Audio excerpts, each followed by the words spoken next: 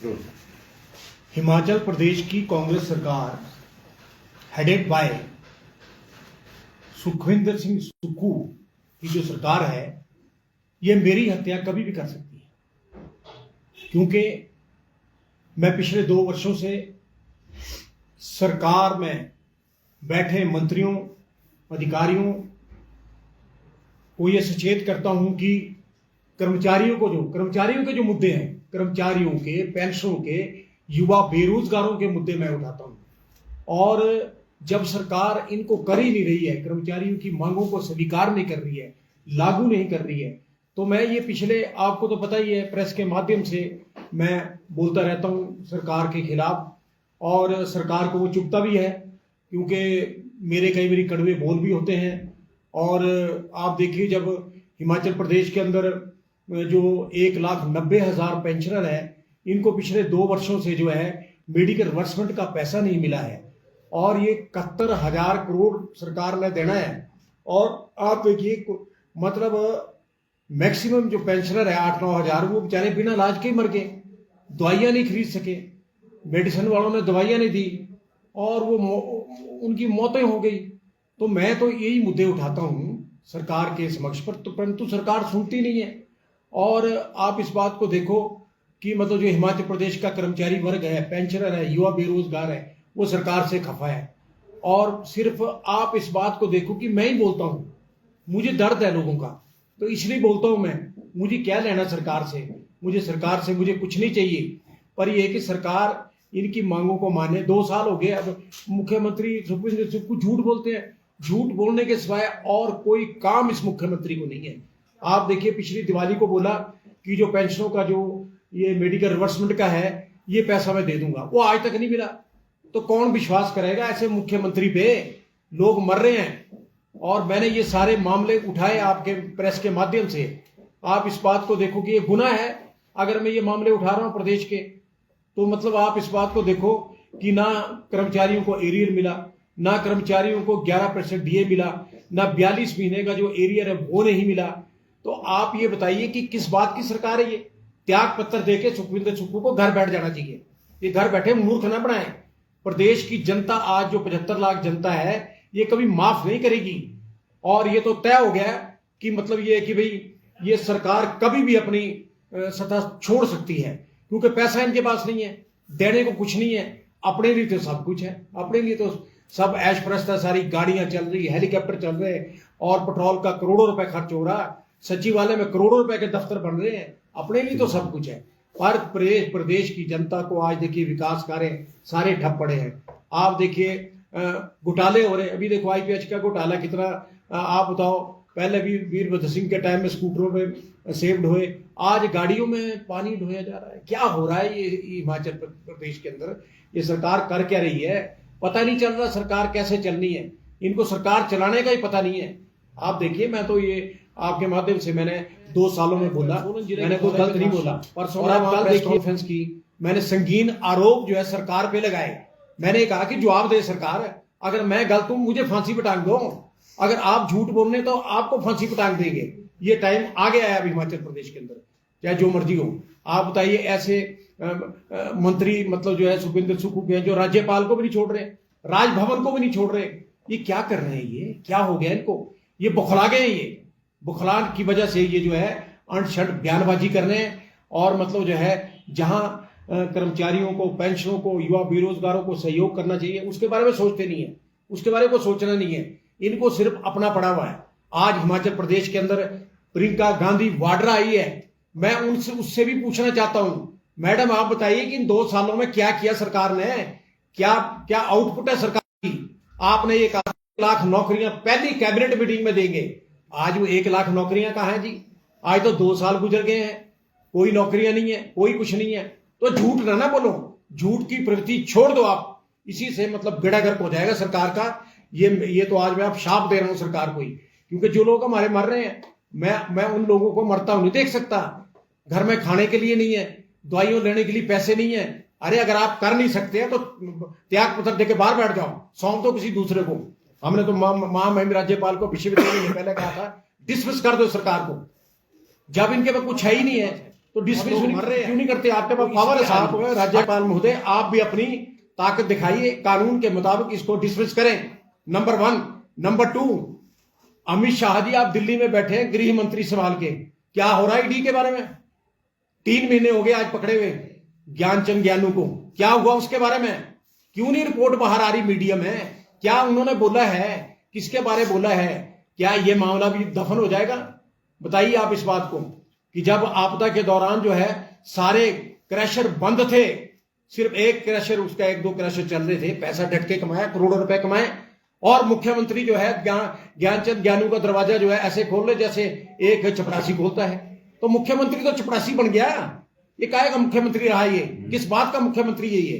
मुख्यमंत्री जी देखिए, कल मैं परमाणु से जब चला तो आप बताइए, एक ट्रक था, चंडीगढ़ नंबर का ट्रक था, वो चंडीगढ़ नंबर का ट्रक था।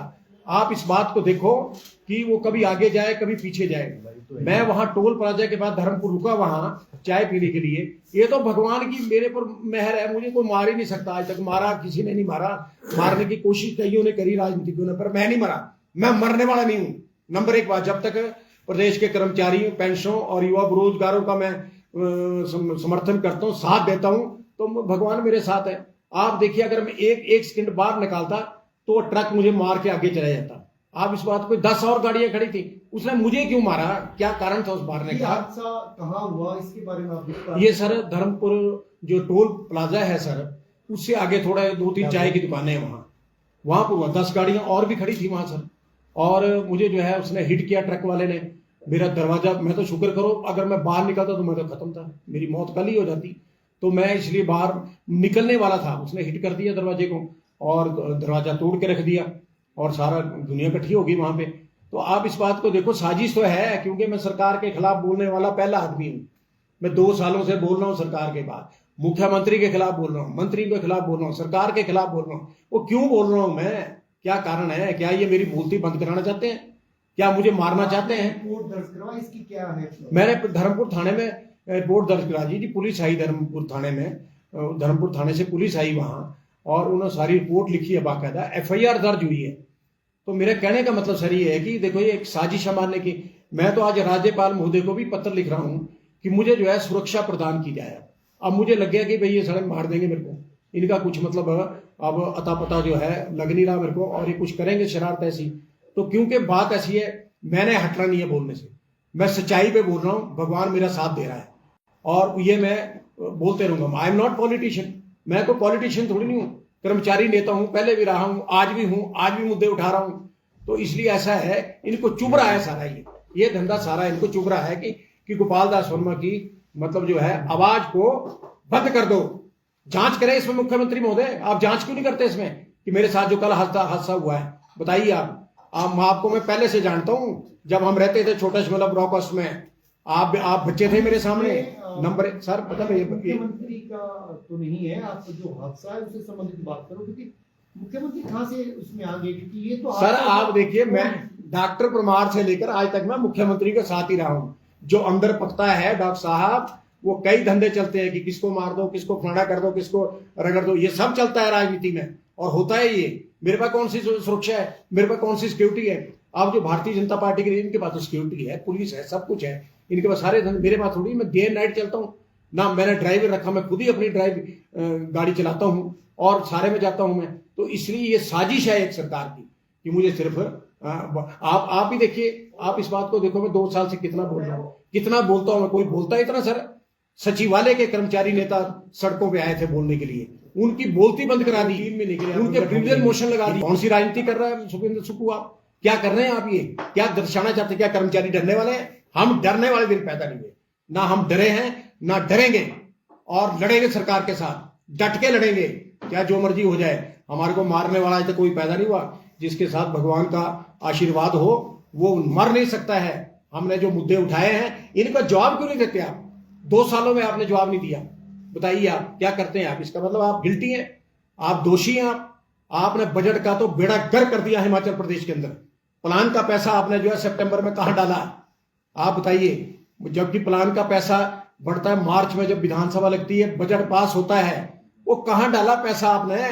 तनख्वाह के लिए पैसा होता है, पेंशन के लिए पैसा होता है, DA के लिए पेंशन होता है, मेडिकल वर्ष में, दूसरे अखराजात के लिए पहले बढ़ जाता है पूरे साल का। आपने डाला कहां पैसा? आपने कहां डाला वो पैसा? आपके ऊपर तो एफआईआर होनी चाहिए, मैं करूंगा आपके खिलाफ एफआईआर, और सारा मैंने रिकॉर्ड मंगवा दिया है। और आपने डाइवर्ट किया पैसा, डाइवर्ट ये नहीं किया। अब देखिए भारतीय जनता पार्टी के नेता राजेंद्र सिंह राणा, उन्होंने भी आपके ऊपर बड़े गंभीर आरोप लगाए, उसका भी आपने जवाब नहीं दिया। अब देखिए नाबार्ड का पैसा आपने वो डाइवर्ट कर दिया, प्रधानमंत्री ग्रामीण योजना का पैसा वो डाइवर्ट कर दिया। इस महीने तनख्वाह कहां से दी आपने? बताइए आप इस बात को क्लियर करिए प्रदेश की जनता को, कहां से दिया? डाइवर्ट कर रहे पैसा आप, जबकि आप कर नहीं सकते, कानून आपको ये इजाजत देता ही नहीं है। और आपने तो सारा ये, तभी तो मैं राज्यपाल महोदय से कह रहा हूं आप एक्शन लो। मैं दे रहा हूं लिख के सारी डिटेल, राज्यपाल महोदय करिए आप कार्रवाई। मैं प्रधानमंत्री को भी लिखूंगा, और आप भी खामोश ना रहे। गवर्नमेंट है वो भी खामोश है, ईडी वो भी खामोश है। तो क्या हो रहा है ये? क्यों नहीं करते इनके ऊपर कार्रवाई? है करोड़ों रुपए लूट के ये, और कोई कार्रवाई नहीं। भ्रष्टाचार चरम सीमा पे है, चाहे बिजली बोर्ड में भ्रष्टाचार हो रहा है, चाहे अब देखो आईपीएच में भ्रष्टाचार हो रहा है। अब कभी है कि भी अब साइकिलों में पानी ढो रहे हैं, उसका 1.5 करोड़। मैं तो ये मार्क्सवादी कम्युनिस्ट पार्टी के नेता राकेश सिंह को बधाई देता हूं कि आपने ये मामला उठाया। मान गया मैं आपको कि आपने जग जाहिर किया ये मामला।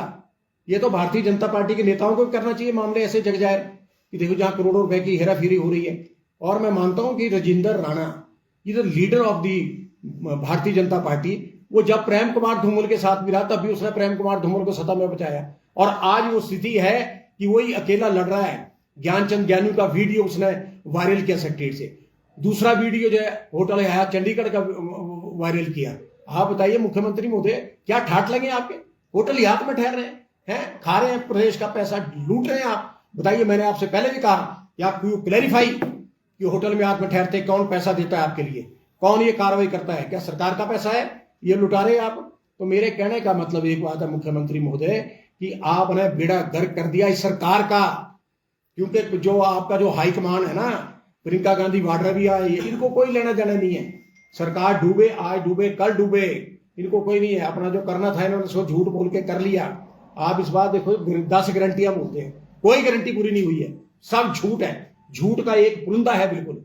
ओपीएस दे दिया जी, इलेक्ट्रिसिटी बोर्ड को ओपीएस नहीं मिला, कॉर्पोरेट सेक्टर को ओपीएस नहीं मिला, और ट्रांसपोर्ट को, कई डिपार्टमेंटों को ओपीएस नहीं मिला। झूठ झूठ बिल्कुल झूठ टोटली दे दिया जी हमने।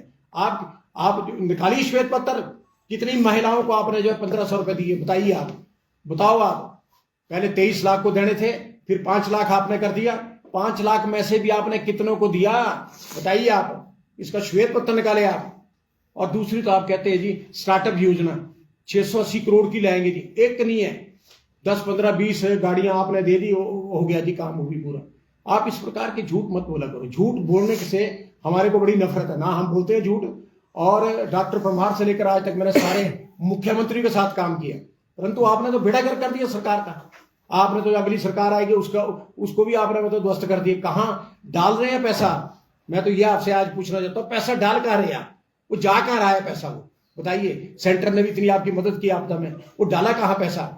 आपने कहा अभी 7-7 लाख रुपए जो देंगे जिनके घर जो है आपदा में चले गए। एक आदमी बता दो, सिंगल एक आदमी कि जिसको पैसा मिला है, आपने पैसा दिया है, बताइए आप। ये झूठ की राजनीति नहीं चलेगी, झूठ की राजनीति नहीं चलेगी, और ना ही ये चलने दी जाएगी। हम नहीं चलने देंगे। अब तो हम सड़कों में उतरेंगे। प्रदेश के जो कर्मचारी है, पेंशनर है, युवा बेरोजगार है, बस आप लोगों को जो है मतलब बेवकूफ बना रहे हैं, और कुछ नहीं कर रहे आप। और मैंने तो सिर्फ आपसे यही कहना है कि हमारे को कोई मार नहीं सकता। ऊपर वाला जब तक बैठा है वो हमारे साथ है, और न्याय के लिए हम लड़ेंगे, पूरे प्रदेश में लड़ेंगे। हमने ना कोई एमएलए बनना, हमने ना कोई चेयरमैन बनना, हमने कुछ नहीं बनना। हमने कर्मचारियों के साथ ही रहना, और कर्मचारियों के साथ रहूंगा मैं।